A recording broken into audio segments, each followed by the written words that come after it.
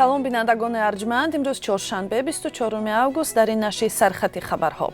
ҷавони гумонбар дар ғорати пулҳои овозхони рус Градский худро бегуноҳ меномад. Украина гуфт ки Русия маҳалли нирӯгоҳи атомии Запорожьеро бомбаборон кард. Эрон гуфт як генералаш дар Сурия кушта шуд.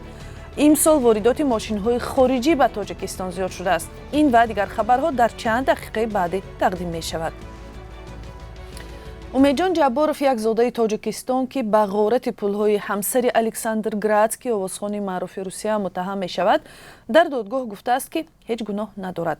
Хабаргузории русии ТАСС рӯзи 23 август гузориш дод ки Умедҷон Ҷабборов дар ҷараёни мурофиат дар Москав гуфтааст ки воқеан дар ташкили садамаи нақлиётии бардуруғ бо ҳамсари овозхон Марина Каташенко даст дошт, вале бо дигар афроди муттаҳам ба ҷиноят ҳеҷ маслиҳате дар бораи ғорати хонаи Каташенко накардааст. ҳодиса рӯзи 16 январ рух додааст. Ба гуфтаи ҳамсари Александр Градский, дар ин рӯз баъди як садамаи нақлиётӣ 3 нафар ба мошинаш нишаста зери мили силоҳ ӯро ба хонааш бурданд ва 100 миллион рублро аз он ҷо дуздиданд. Дар ин ҷиноят дар умум 4 зодаи Тоҷикистон гумонбар мешаванд ки 3 нафарашон баъди ин ҳодиса аз Русия фирор карданд. имсол воридоти мошин ба Тоҷикистон аз кишварҳои хориҷӣ зиёд шудааст. Ба иттилои хадамоти гумруки Тоҷикистон аз моҳи январ то июни соли 2022 ба Тоҷикистон дар ҳаҷми наздики 190 миллион доллар мошин ворид шудааст ва ин 15% бештар назар ба ҳамин давраи соли гузашта будааст. ронандагон дар Тоҷикистон маҳсулоти сохтаи кишварҳои Аврупо, Кореяи Ҷанубӣ ва Ҷопонро дӯст медоранд ва аксари маҳсулот бо роҳҳои транзитии кишварҳои соҳили баҳри Балтика ва Имороти Муттаҳидаи Арабӣ ба Тоҷикистон ворид мешавад.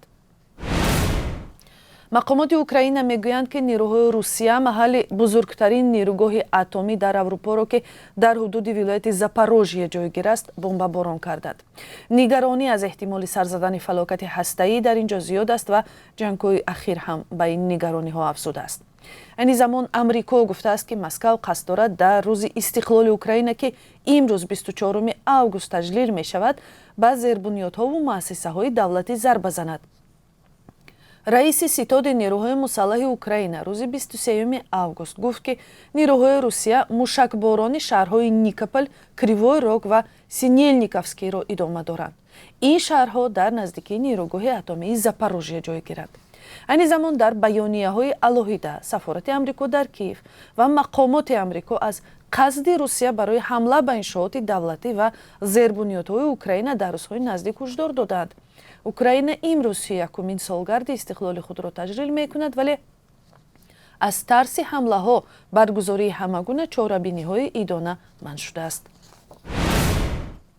бино ба гузориши расонаҳои Эрон дар Сурия, генерал Абулфазл Алиҷонӣ, яке аз фармондеҳони баландрутбаи сипоҳи поздорони инқилоби исломӣ кушта шудааст. хабаргузории ДЕФА рӯзи 21 август бо нашри хабаре дар ин бора Алиҷониро мудофеи ҳарам номидааст ки ин ишораи ба онҳое мебошад ки ба намояндагӣ аз Эрон дар Сурияву Ироқ кор мекунанд. ҷузъиёти марги генерали эронӣ маълум нест. ӯ фармондеҳи нерӯҳои заминӣ дар шаҳри Исфаҳон буд.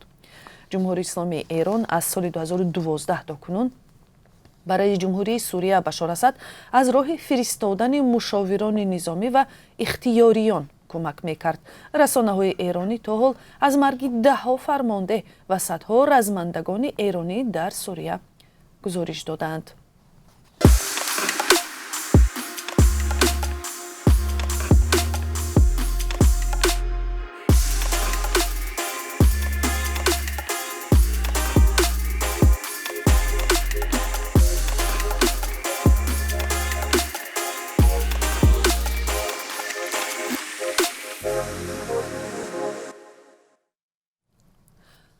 سی сол пеш дар ҳамин рӯзи 24 август додситони кулли Тоҷикистон Нурулло Ҳувайдуллоев ба як шеваи ваҳшиёна кушта шуд.